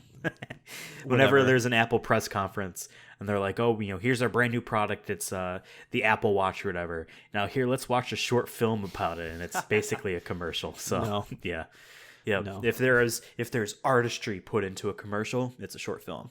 So, sure. I don't know if I don't know if I agree with that. But so yeah, I was gonna say I did like it. Do you want to recap first, and then we can talk more details? I have, obviously this is a lot shorter of a thing, so the recap can be shorter. We're gonna be interjecting a lot more this time because we have Vin Diesel thoughts. So, but I guess I'll start. So we open up to Vin Diesel's character Mike telling someone about how he's been seeing a girl for a while and has what I'll euphemistically call a misunderstanding with someone over his girl, and then he beats her up. But this is just a monologue for an audition, and it seems to go fine. And I want to say I want to kind of talk about that monologue in relation back to where we were in the beginning of this episode about that one Flaunt article where, you know, how he deals with being an action hero, has that stigma towards them, or also like just high masculine identity because he's a ripped, jacked, tall dude. Which, you know, people assume, we both assumed he was going to act a certain way, or he's going to fit this mold because of how he looks, which is ignorant of us, as we said before. And I want to say that monologue, like when it was first happening, I'm like, oh no, and then when we get to the next scene where he's talking to someone on the phone, which I know you'll talk about, but I want to say that whole monologue was like everything that Vin isn't. Right. So it's toxic masculinity. Honestly, the two things that I learned from that. Yeah. When I literally paused right after to write this note down, but then I text you. I'm like, Jesus Christ. I'll save my thoughts for later, but as I didn't see the next scene yet at that moment in the text, so the two things I'm seeing, I'm like, oh, this did not age well. But the two things I wrote down was this is right away. This is telling us. So I'm looking at this from a director perspective, an auteur, and I think for this film, Diesel's trying to be an auteur, and because most people would probably watch this movie and be like, oh, Vin Diesel did X, Y, and Z in acting or whatnot, and I'll be like, no, I'm looking at this because he directed this, so we have to look at it through that lens. So I think right away he's telling the audience in these first 5 minutes that like this is the stuff he has to do to just try to get a gig, and it might not even be a big role. It could be, an extra like Awakenings.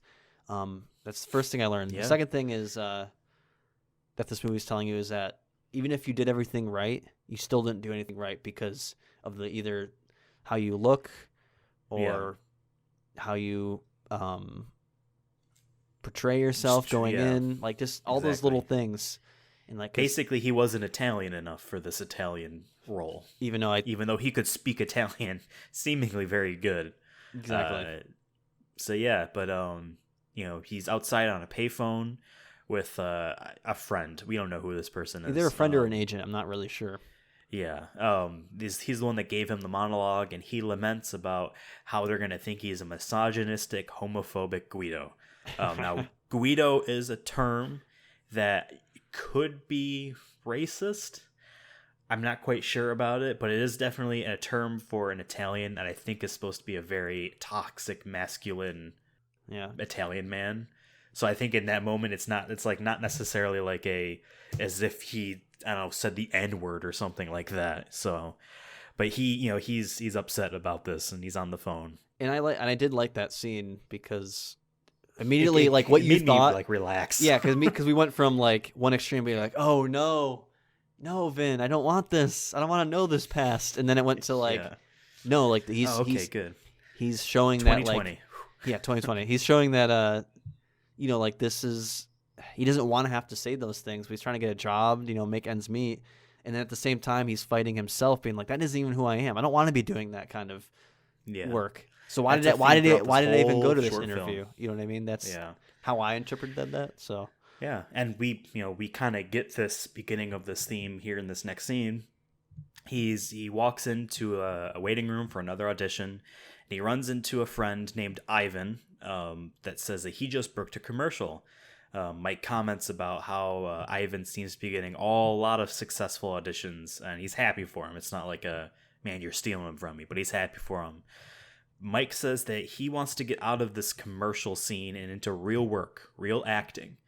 Ivan doesn't care how he gets it. He just wants the money. He needs the money. He'll do anything. You can't be picky and choosy if you have bills. But that's not the kind of person Mike is.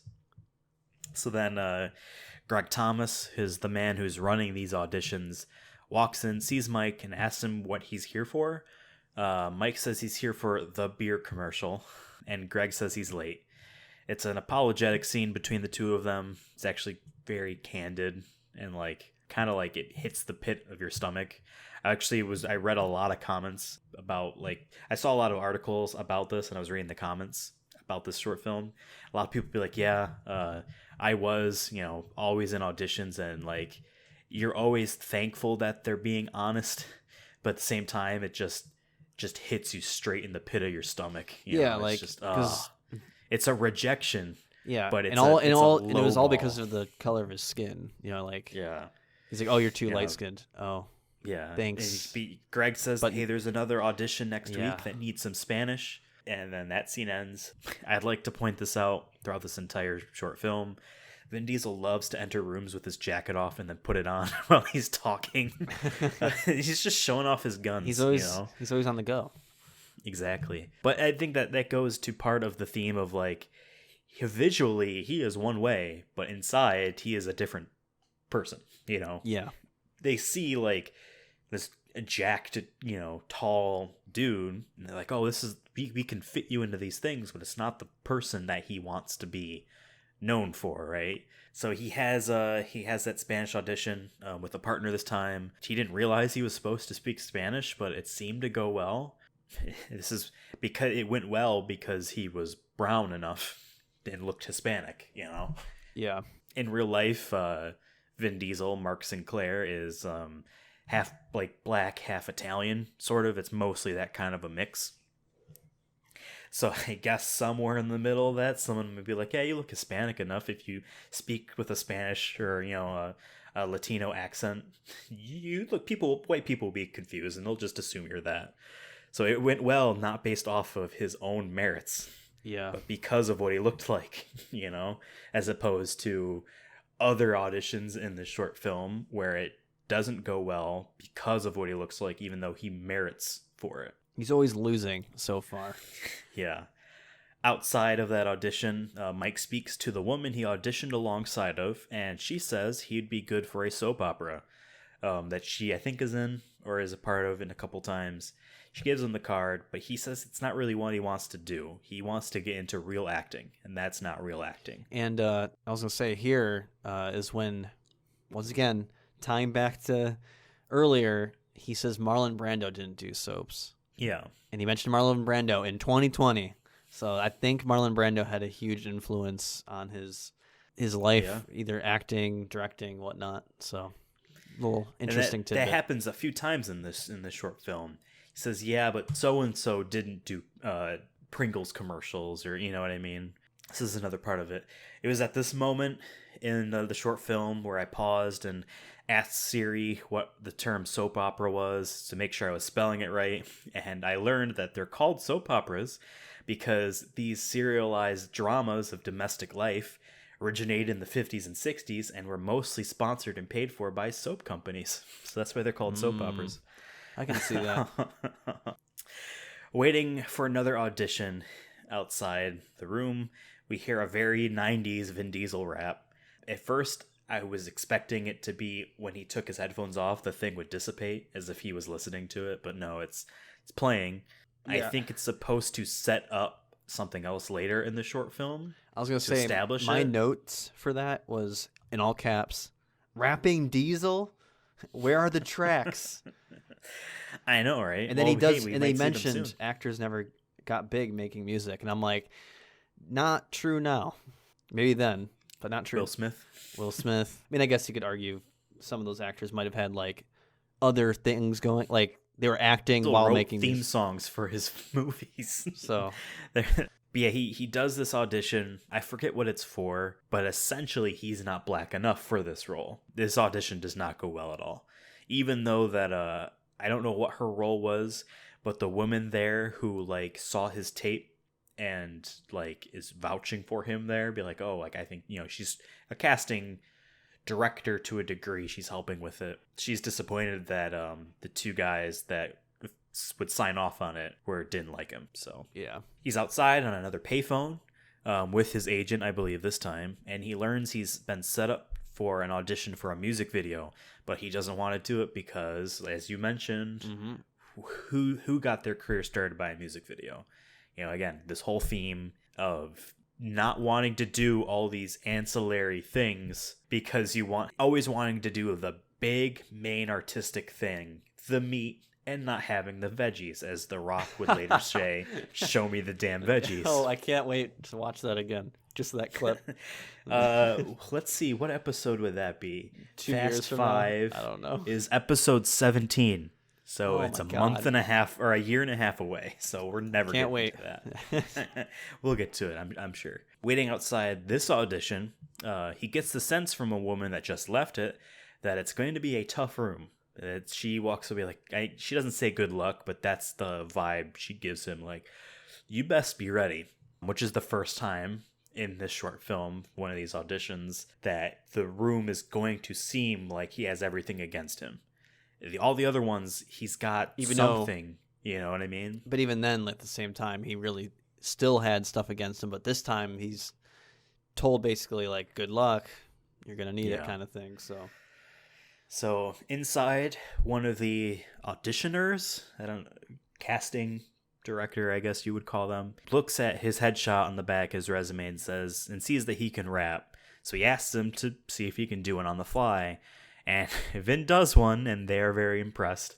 I almost wanted to step by step write down all the words. I was going to say, do you want to and say this out? Yeah. I don't have it, sorry. But definitely in this era of Vin Diesel, he definitely had done a lot of that stuff for fun. And that's even what he said, to them. Like, they asked him, are you using this for anything? He said, no, I just did it for fun. This isn't acting to him.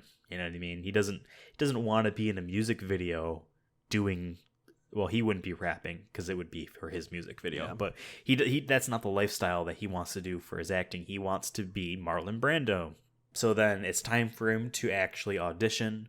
There are various ways he could do about it. Like, granted, this is a music video, so there are ways to act in that kind of regard to maybe get you the edge. But instead, he performs a very serious monologue. They like it, but it's not what they're going for. They want someone fun. They want a very stereotypical, long dreads, fun-loving, black backup dancer. Essentially, that's what they want. And Vin Diesel is not trying to be that. But I was going to say, do you want to break down that monologue a little bit?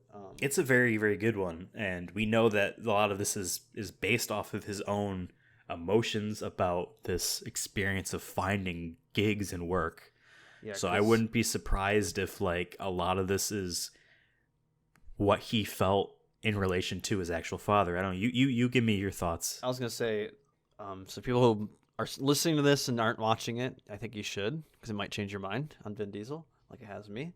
But so this whole monologue here is about how his father was an actor, and he always looked up to his dad, and he always said he always felt like his dad wanted him to be an actor, not a black actor. He didn't want someone looking at him based off, the color of his skin or how he looked. It was more of like, how did he act? You want to be judged by how you act, not how you look while acting. You know what I mean? He wanted him to be a step beyond a typecast actor. Exactly. And that's a quick way of paraphrasing it. But I really like that. That definitely changed my opinion. I mean, the whole movie, after that very first scene, I was like, I was honestly impressed. Like, this whole time, like, for probably a small budget and whatnot, I really was enjoying what story he was telling about how hard it is for someone like him who's half black, half white, someone who's mixed race, how you have that stigma towards you that, oh, you're not black enough, oh, but now you're too white. It's just, there's someone who's always losing, but he's just trying to be an actor. He's not trying to be labeled by that, but that's what's happening. No matter what he does, he's being labeled by that. And that whole monologue, I don't think he already knew he wasn't going to get it. As soon as they, you can kind of tell from the room that, like, oh, you can rap. Oh, you're not doing anything with it? Huh? Like, almost like that's too bad kind of thing. Yeah. And then, he just did that monologue, I think, just to be like, he wanted to get that off his chest. But at the same time, as when he's directing this scene, I think he's telling the audience, like, this happened to me in real life and it's happening to plenty of other people like me. And it's a very competitive field, especially during this era in Hollywood, where you had people growing up watching the greats on film, wanting to be in film. It's extremely competitive. I mean, now granted, this is a short film about, trying to find life as an actor, but everyone he interacts with is trying to make it to some degree in some way, So he's really trying to show that. Now, granted, yes, they are all kind of in it together. There's enough gigs to go around, and there's a lot of disappointment to be shared, a lot of rejection to go around with that. But you get the sense from him that he really does see this not just in himself, but in everyone that's trying to do this, Yeah. The last scene in the movie does the same thing with a different type of person altogether, you know. I thought that was really cool because at first I was like, okay, this is like a self-reflection kind of thing. But then it does turn into like, and here's someone else who's from a totally different background who's struggling with basically the same thing, but just in a different way. Yeah, I'll read off, that last little, thing here, but he's at a diner at the end and he overhears a couple talking. The woman is saying how she can't get any roles because she's either too one way or too another way. She's either too blonde or too nice, or the opposite of nice. Didn't she use the term bimbo at one point? Yeah. Bimbo-y. Yes. A waitress asks them for their order, and the woman asks for a coffee that's not too light, not too dark. And you can tell that line leaves an impression on Mike, and the film is done. Yeah, I think as it's like panning out with the music, like you can see him like mouth out like too dark, too light, or whatever, or whatever the exact words were. But like exactly, he was just sitting there pondering it. You know what I mean? So the credits roll, and I am not being judgmental at all, but you can very well see that they're trying to make this as the most polished, like professional thing, where it lists everyone obviously that worked on this, but everyone that was acting in this has names for all those characters, even though 70% of those characters' names were never said in the thing. That couple at the end has their names in the credits. Yeah, look could at it, just restaurant couple or something like there's that. Like 15 people, but this is as much of a big deal as this is for Vin Diesel to make this. I can very much see at least half of the actors in this short film being somewhat big for them too. So yeah, I want to have my character have a name. I don't want to be waitress. I didn't even think about that. That might be part of it. He might have been like, hey, we're not going to say your name, but your character is going to have a name, and you're going to create that character. So before we talk more about this film, more about our overall thoughts and talking about the themes and whatnot, I do want to drop a few facts about this. I actually was able to get a few of them. This new thing there. I want these like rapid fire facts, fast facts, fast facts. Okay, so first, this entire production apparently was shot in 3 days. Okay, and the whole thing, Vin personally bankrolled the entire short film with $3,000. Honestly, he had $3,000 to spare, and he spent it on this. I mean, this is very clearly. I mean, yes, he was an extra in one movie 5 years before, and he is going to be in a few movies in the next couple of years after this. But there's like a good 5-year gap of essentially nothing really it's like to what he wants or whatnot that we can't. Which his find. short film shows he struggles with accepting that as actual work. It's not something you would probably like say like, yes, Street Sharks, I did that. It gave him money, and he was able to, if you're not able to work for anyone else, work for yourself. And he made a thing for himself. And don't know if you know this, but it worked out for him. He took this film to the 1995 Cannes Film Festival to try to attract a potential sponsor to fund his next film, Strays. Now, this one little fact I get completely different results from depending on where I'm reading it from. Some places say that it failed. Some say that it got him sponsors for Strays. So I don't, you know what I mean? But he definitely went there. And you know who was there and saw this film at Cannes? Steven Spielberg? Yes. Nice. And that's how he ended up in Saving Private Ryan. So what I'm learning from this is you don't know until you try. And exactly. You gotta put all the effort in, and that's probably part of being an actor and or a creator in general. Now, he's married to Vin Diesel in real life, so maybe he might have an answer related to that when you ask this question, but I'm pretty sure that $3,000 is probably the best money he's ever spent. I mean, probably because we wouldn't get Fast and Furious. Think about that for a second. He would have probably have had a career, and something else would have probably have gotten him big. He had talent enough to do it. It's not like he got so lucky and he's been riding. But I don't know. I mean, we don't really know that because if Steven Spielberg, let's say, he just didn't go, he felt sick that day and didn't go see it. Would he have been in Saving Private Ryan? Because I don't know. We haven't seen wouldn't have been Strays. in Saving Private Ryan, but who knows? There could have been someone that was sick that day that didn't go, and if they did go, maybe they would have noticed it and put him in something. I don't know. There's a lot of what ifs, but like that's pretty crazy. That just goes to like a lot of actors do these short film projects, Yes. and it's very rare to see Steven Spielberg saw this and put him in a movie as a person. You know what I mean? He wasn't like not an extra, a guy on D-Day not Beach. a voiceover Yeah. when someone's talking to them on the phone. You know, he's a person. So yeah, those are the facts I had for you. Did you know the Spielberg fact? No, I just assumed because. Oh, really? I thought you knew. No, I just went Wow. went with my gut there, considering this whole episode He's has the been thing Steven that ties Spielberg. this whole movie. Yeah, he's. Or this I whole mean, episode. Steven has huge influence, especially in the '90s. Yes. So, like, maybe without him, I don't know. Maybe we wouldn't have gotten what the Fast Furious series is now. Maybe he still would have been an actor somewhere, but I don't know. We don't really know. And so when you read that earlier, that quote from Vin Diesel at the beginning of this episode where he said Spielberg wants him to direct, Yeah. I mean, they share a connection with that, quite literally, you know. I feel like we said a lot about the themes in this, but give me your overall, your full rundown thoughts on this whole thing. I really liked it. I mean, for a short, like we said, we haven't seen many shorts, but like if I had $3,000, I don't know if I could do what he did. I feel like he had some great shots. So what was this, 1995? Like, clearly wasn't shot on like the nicest camera, but like it works still. And those credits were extremely shaky. Yeah, but like they probably can- cut it. Yeah, or had to Yeah. put their best they could. No, I feel like never felt. There's some moments where it felt a little choppy, but overall it was still a fluid theme. Because some people make horror movies, right? And it's just garbage. You just know, like, Yeah. this didn't feel bad at any point. Like, it felt like, yeah, it felt a little There isn't amateur, a single but it was great. scene in this entire short film that feels like that doesn't belong. They are all connecting to one theme. They are all trying to show something.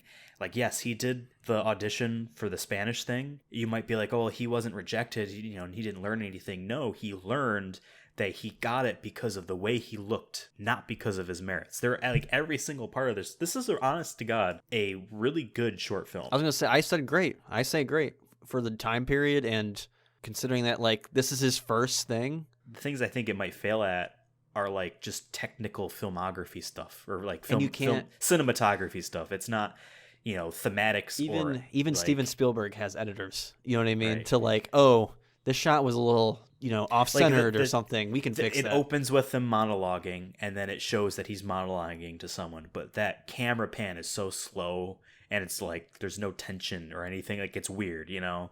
Like, that is like a stumble, in my opinion, in terms of the filmmaking, but it doesn't really matter for the sake of the overall product. I think this is really I was gonna, for what we know, yeah, he did like maybe some commercials or something, but this is his first film. This like could weed you out of thousands of other people, hundreds of thousands of other people. You know what I mean?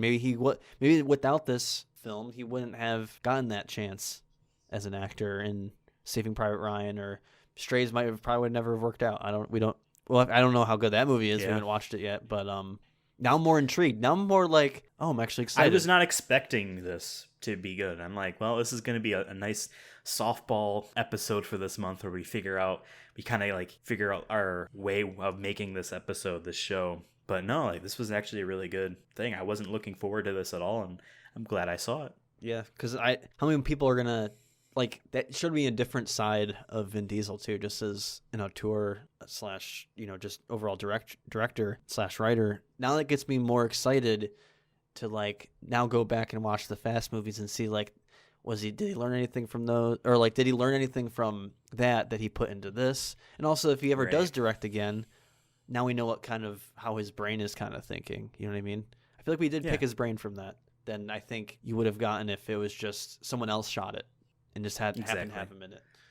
Exactly. It's hard to really take this movie's feet and put it to the fire on things of like, man, it really is just always showing Vin Diesel. But like, yes, this is his artistic self-portrait of a film. You know, this is 20 minutes of him expressing his desires, his struggle, his life. So, and I was gonna say, I feel like if this movie came out, let's say he shot it like the same way, did like almost like a remaster or something again, like it wouldn't fit, because Vin Diesel now is probably a little bit different than he was back then. He was, not saying he isn't humble or anything, but just like he was 28 years old when that movie came out, or when he was probably making that movie, 27, 28. He's probably fighting, still trying to get gigs and stuff. stuff. So he's probably he's expressing himself and he's like, look, how I interpreted this was this that like he's like, I'm just gonna try. I'm gonna do my best and see what happens.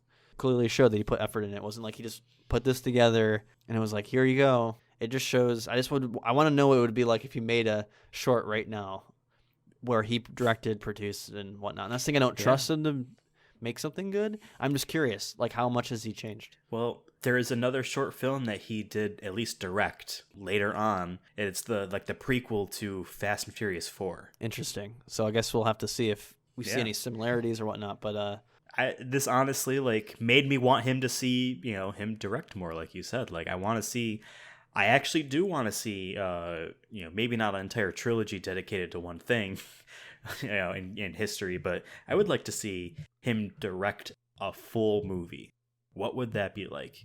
An original thing too, not like Fast 10. You know what I mean? Like I want to be like he has producing credits on like pretty much any movie he's in now because he's a good businessman, as we'll find out later on in this. But I think we can see that early podcast. on, though. Now that you bring that up, in this movie, he's like, oh, I don't want to be in a soap opera. Like, as much as he's struggling to find a job, he's also trying to he wants to do something that is meaningful to him. The fact that he produces everything he's in, that shows that he cares what he's in. He's not just trying to get a paycheck. I don't think he cares about money. And that's not what he calls himself, a thespian for a reason. He really does take his acting seriously. He really does see himself as someone that belongs on stage getting an Oscar for something. And that's what I'm liking so far. I know this is only the second episode. You know how in the Sonic first real episode, but you know how in the Sonic movie show we had a story where we started off being Sonic the Hedgehog movie is a joke. It's going to be a joke. It's going to be bad. And then the ending was it was actually good. It was fun, and it surprised people, and people liked it. It was the comeback kid. It really is, and I'm already seeing growth here. I mean, because we've seen more recent stuff of Vin Diesel, but now that we've seen this older stuff, and I'm he's really no different than any other small time actor. People just trying to make things. We make shit all day with this podcast, or we stream or edit things, make videos, whatnot. It's kind of inspiring almost because I'm he's really no different than any of us. Maybe he has more talent, obviously, but I would just say that it's kind of inspiring to see that he did his thing and now he produces everything he's in. It shows just how much passion he has for the craft and not the money and whatnot. Exactly. Some people go on YouTube, right? Make a YouTube channel and they're like, I'm gonna get bank. I'm gonna make money off of this, and then they're in and they're out within 3 months, right? Because they're oh, where's all these views? I respect someone who whether it's good or bad is just they're I'm doing this is how I'm going to do it, and I'm going to stick to it, and if I fail, I fail. If I don't, if I'm successful, awesome, even better. And and honestly that's this within 2 episodes, 1 episode, my view has already changed, and I think that was our goal, right? Was we want at the end of this be Vin Diesel is not who we thought we were, or we have more appreciation for him, and I already do. I'm so excited. Yeah. We've only seen 2 movies. Yeah, one. I really. came into this podcast project thing being Vin Diesel is not a great actor. I came in with that because all I had ever seen, were Fast and Furious era Vin Diesel, type movies, and I did not expect him to actually act without looking like Vin Diesel standing there. You know what I mean? You understand what I'm saying? And I was proven wrong. This was actually very good, and this is the first thing that he did. So it makes me more excited to now I want to look back. I would have if I was told, yes, he did a short film called Multifacial, and they don't tell me the year, and they say actually he's really good acting in it, you should see it. I would have assumed it was after a couple Fast and Furious films. Yeah. I would have just assumed that because I wouldn't think that based off of what I had seen in the Fast and the Furious that he was capable of something like this, and he is. So yeah, but maybe we'll learn later on if now that he's gotten more of a he's made enough money where he probably can do whatever he wants, right? I think I saw somewhere he's worth $220 million. Jesus, something like that. So the question is, why doesn't he direct more? That is a big question. Maybe is it a time thing? Is it just like he hasn't found anything he doesn't want to just direct just to direct? You know what I mean? He wants to write something out that he really wants to make, because you don't want to force anything either. I think that's the tough part about art, especially when it's your job, that like at some point you get writer's block or whatnot. Yeah. I'm really curious now. I'm hoping we learn why later on, why he doesn't direct more. And or maybe it's more of like he's going to wait till he's older once he gets more movie experience. I'm excited. I'm excited to see more about... I'm excited to learn more about these upcoming films we're going to be watching for this podcast series, and learning how much involvement he has had in the direction, in the production. Has anyone been in the film because he made a casting decision? I want to know all these things, because these are... Yeah, because it seems so in like Fast 9, for example. In the one interview with Jimmy Kimmel, he was saying how like, yeah, he hit up Cardi B because his daughter wanted Cardi B to be in it. So he worked with the writers to find a way to put Cardi B in it. And I'm like, that's and apparently a choice to make. He didn't have to do that.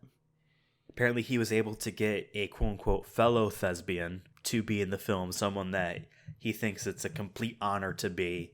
People are assuming that, based off a couple things, that it's Sylvester Stallone is going to play his dad in Fast and Furious 9. Because he said Academy Award winning was the person. So he definitely is someone that, regardless of what we view of his legacy as an actor, thinks of his legacy as something much more, and not in an egotistical way. Yeah, and I was gonna we're getting this off of one movie. Yeah, and it's all coming back to me now. What I was saying earlier, where that's what I was trying to do. I was trying to help push the cart for you, yes. So you can. But no, like the thing is now the question is, has he succeeded? And I think that's a question that's up to debate, because the interviews he's saying he doesn't want to be judged by how he is, but is he going against that mold anymore, or is he still is he not embracing the mold, but like is he still just being an action star? I wouldn't say yes, but maybe we'll be wrong, because maybe we haven't seen all the big movies we know are his action movies, but how much of that is based off just who he looks like or who we want him to be in our brains, and how much of it is not. Like I'm excited because I watched Pitch Black when I was really young and probably didn't understand anything that was going on. I just remember him being in it, and I'm wondering if like I'm excited about that movie out of all the movies, because I'm like, that's probably not just an action movie now. Now I'm like, based off what I've seen here, if he's producing all that and now he has the rights to it, something in it that I think must be more to it than just action hero. Yeah, I'm excited to see in all these movies and learn what creative control he was allotted for some of these. Was he given the ability to take a scene and kind of change it a bit and make it his own? And I want to know what these changes and this creative stuff he's doing in some of these films, know what they are, and actually like judge them, because that's how we can kind of see, and I'm not an actor, you're not an actor, right? So we are not like experts on this or anything like that, but based off of everything that I know about the industry and the craft, you can be an actor by just really conveying what's on the script, and you can also be taking it a step further and trying to enhance it. You know what I mean? Taking it not just in your own, because this is the only way you can quote unquote do the scene, but like being able to contribute and making the overall product better with your creative input that isn't just, I want to wear a white t-shirt because I'm Vin Diesel. You know what I mean? Like that makes you the step above actor that Vin Diesel in this short film wants to be. And I think all the best media we have, like, or at least all my favorite things are things when I know like yeah, you have a director or have someone who has a vision or whatnot. Not saying those aren't great, but there's times when the actors go to the director and be like, hey, for this scene, I know it's written here to do this, but what if we did this?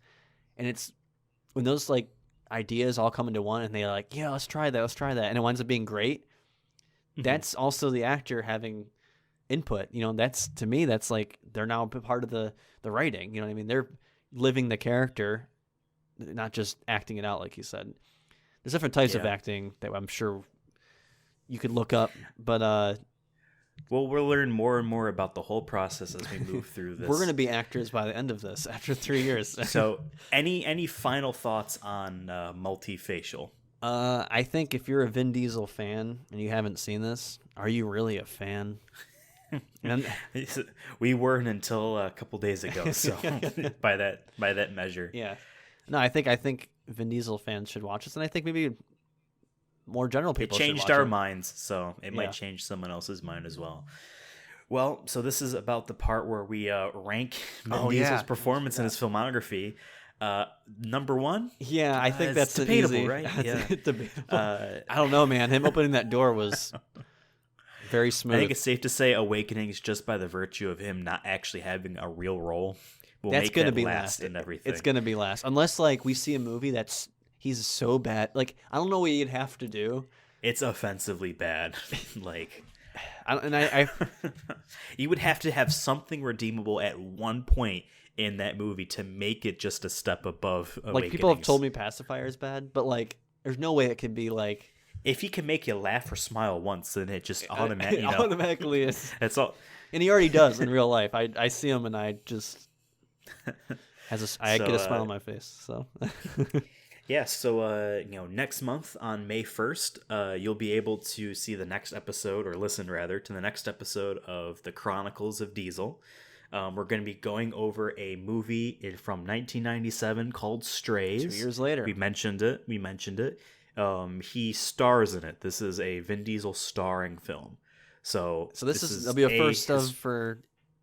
this is his first full-length feature film that he's not an extra in, and he is the star of it. But he's not like the star because he put himself there. This is... Right, I'm not saying he didn't work his way, but I'm saying more like this wasn't written for... I guess him specifically, it's for a character. Right. According to my notes, you can rent it on Amazon Prime, but you can probably also find it on other places, other legitimate places, I mean, because I didn't realize that Awakenings was on CBS All Access. So maybe check a bunch of places before you go and rent it. Maybe it's on a subscription you're a part of or something. But it's on Sling TV. It's on an easily available service, so you can find it legally somewhere. Yeah, we're going to be talking about that next month. Next month, we're going to be talking about all of the news. Yep, all the news that happened in April. And you can find this show every month on podcast services like Apple Podcasts, Google Play Music, Spotify now. We're finally on Spotify as a whole podcast feed. We're on probably on Stitcher and probably on Pocket Cast. Pocket Cast, that's what it's called. And maybe iHeartRadio if they ever finally update. Because I sent it all through. Who knows? We're on a variety of podcast services. Trying to expand. If you are listening to this on one of those, thank you. We're also on YouTube as well. If you like the show but have a better place you like listening to podcasts, let us know. Write in the comments and let us know where you prefer to listen to podcasts, because there's probably isn't a barrier to entry for us to put it on there. So why not? We'll put it on there. Oh, I do see us on Spotify. Wow. Yeah, I know. It's actually pretty great. I don't use Spotify to listen to podcasts, but people like it, I guess. So let us know about that on comment fields, but you can also tweet at us. The show can be found on Twitter at Sonic Movie Show. My name was Ethan. You can find me on Twitter at Ethan Absolutely. My co-host here was Devin. You can find him on Twitter at Cursona YouTube. That is Cursona YouTube. Correct. On all of these places, wherever you listen to the show, even if it's on YouTube, and I know it like literally every podcast has this. I understand every single person that has ever spoken in your ears in real life or not has said this, but give us a like, give us a rating, a review. This actually does help. This actually does help with trying to get the podcast out there. Recognizability is actually important. These algorithms look at recent reviews, recent ratings, and your 5-star rating gets more fans that you'll never meet, but they'll like us, and it only helps us and not you. So please do that. It helps us out a lot. So yeah, we'll see you next month with, I assume, popular film Strays.